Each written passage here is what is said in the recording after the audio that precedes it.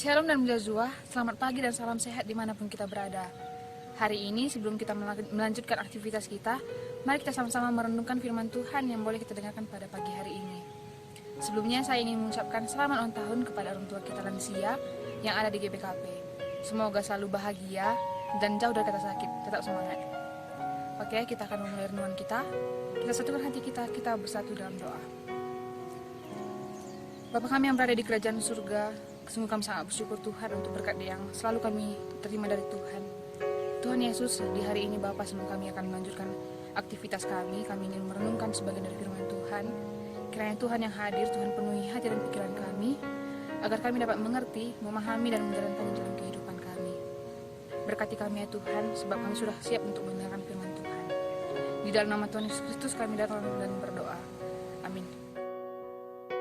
Firman Tuhan yang boleh kita dengarkan dan renungkan pada saat ini ialah bertemakan mengasihi karena dikasihi, yang diambil dari Yohanes 13 ayat 34. Di sini saya akan bacakan Yohanes 13 ayat 34. Aku memberikan perintah baru kepada kamu, yaitu supaya kamu saling mengasihi, sama seperti aku telah mengasihi kamu.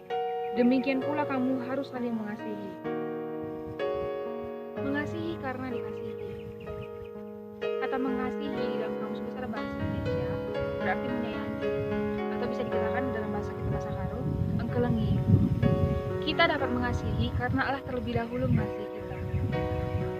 Kita dapat melihat betapa Allah sangat mengasihi kita melalui pengorbanan anaknya yang tunggal di atas kayu salib untuk menyelamatkan kita. Itulah salah satu bentuk betapa Allah sangat mengasihi kita. Padahal secara sadar tidak sadar, Allah sangat mengasihi kita setiap waktu, bagaimanapun keadaan kita. Pada saat kita senang, pada saat kita bahagia, bahkan pada saat kita sakit dan khawatir pun, Allah tidak akan meninggalkan kita. Allah sangat mengasihi kita. Mengasihi karena dikasihi dapat juga kita lihat melalui pertumbuhan seorang anak, di mana sejak ia lahir, ia sangat dikasihi oleh orang tuanya. Orang tua selaku wakil Allah yang ada di dunia. Orang tua yang merawat, mendidik, membesarkan dengan penuh kasih sayang dan penuh keikhlasan. Dan seiring dengan berjalannya waktu, anak tersebut dapat merespon kasih yang telah dia terima dari orang tuanya tersebut dengan membantu apa yang dapat dia bantu, dengan selalu ada di dalam sisi orang tuanya. Dan seiring dengan berjalannya waktu, semakin ia beranjak dewasa, ia dapat menunjukkan kasih yang lebih besar lagi kepada orang tuanya. Mengasihi bukan hanya dalam bentuk materi saja, tapi dalam segala bentuk dan cara yang dapat dilakukan. Seperti memberikan waktu untuk dapat mendengarkan cerita orang tua tersebut, walaupun cerita itu berulang-ulang kali ia ulangi. Tapi anak tersebut menunjukkan betapa ia juga sangat mengasihi orang tuanya, sebagaimana ia telah merasakan kasih orang tua yang telah ia terima.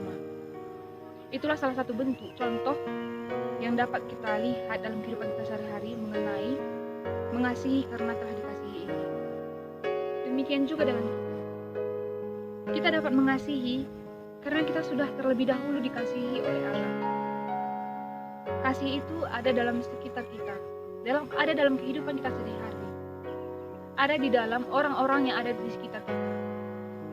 Dalam keadaan kita senang, dalam keadaan kita bersuka cita, dalam keadaan kita bersedih, bahkan di dalam kecewa pun, Tuhan sangat mengasihi kita. Tuhan selalu ada untuk kita. Dan kita juga dapat merespon kasih yang telah kita terima tersebut kepada Tuhan melalui tindakan kasih kita kepada segala yang ada di sekeliling kita. Kepada orang tua, kepada sahabat, kepada sesama kita manusia, kepada tumbuh-tumbuhan, bahkan kepada hewan.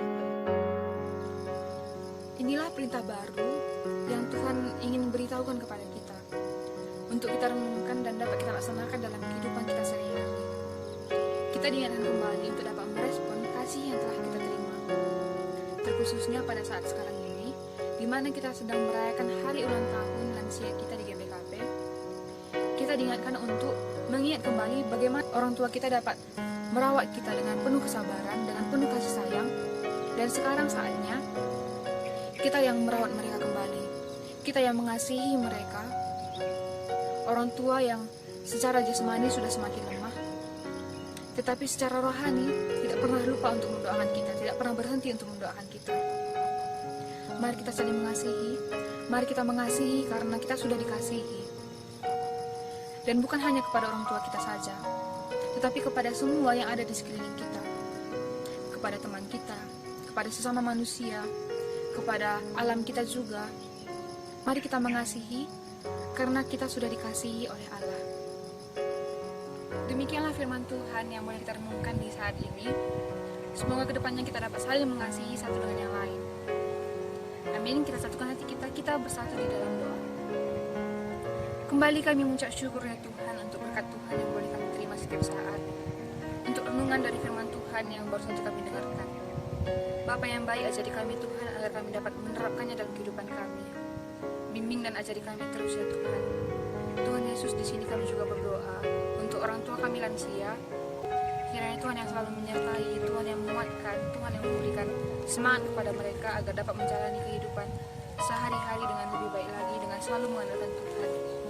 Tuhan, kami juga berdoa mengenai pandemi corona yang sampai saat ini belum selesai. Kiranya Tuhan yang menjauhkan kami dari virus corona, Tuhan yang selalu melindungi kami. Tuhan juga yang menguatkan para garda-garda terdepan. Tuhan yang selalu memberikan yang terbaik kepada kami. Tuhan, kami juga berdoa untuk wilayah kami Tanah Karo, di mana baru-baru ini Gunung Sinabung kembali erupsi. Kiranya Tuhan yang selalu menyertai kami, memberkati kami, menjauhkan kami dari mara bahaya. Ampuni kami ya Tuhan yang sudah semakin lupa kepada Tuhan. Ajari kami selalu ya Bapa, agar kami dapat selalu berserah kepada Tuhan. Berkati dan ajari kami selalu ya Tuhan. Ini doa anak-Mu ya Bapa. Apapun aktivitas kami selanjutnya, Tuhan tetap memberkati kami. Di dalam nama Tuhan Yesus Kristus kami datang dan berdoa. Amin.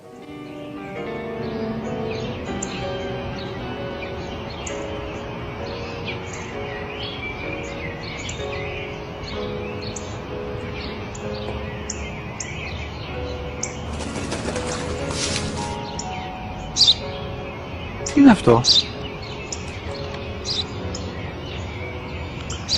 Ένα σφραγίδι.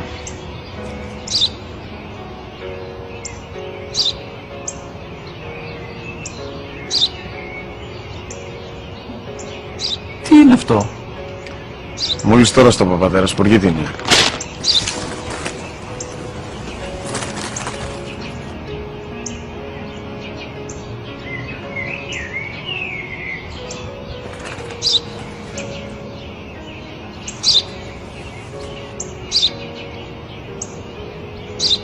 Τι είναι αυτό? Ένα σπουργίτη είναι, πατέρα. Ένα σπουργίτη. Σπουργίτη!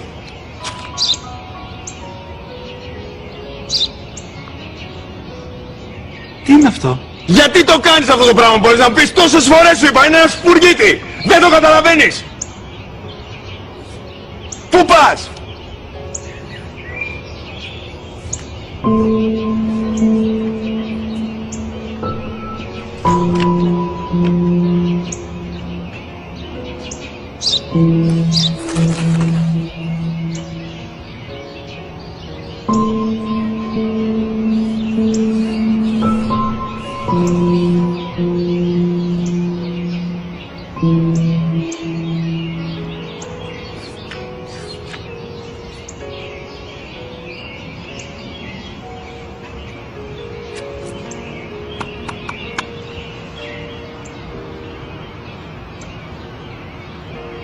Δυνατά. Σήμερα ο μικρός μου γιος που πριν λίγες μέρες έκλεισε τα 3 καθόταν μαζί μου έξω στο πάρκο όταν ένας σπουργίτη ήρθε και κάθισε απέναντί μας. Ο γιος μου με ρώτησε 21 φορές τι ήταν αυτό και του απάντησα και τις 21 φορές ότι ήταν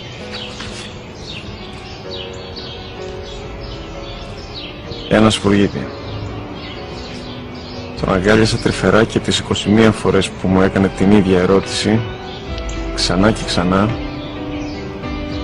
χωρίς να εκνευριστώ, νιώθοντας στοργή για το αθώο μου αγοράκι.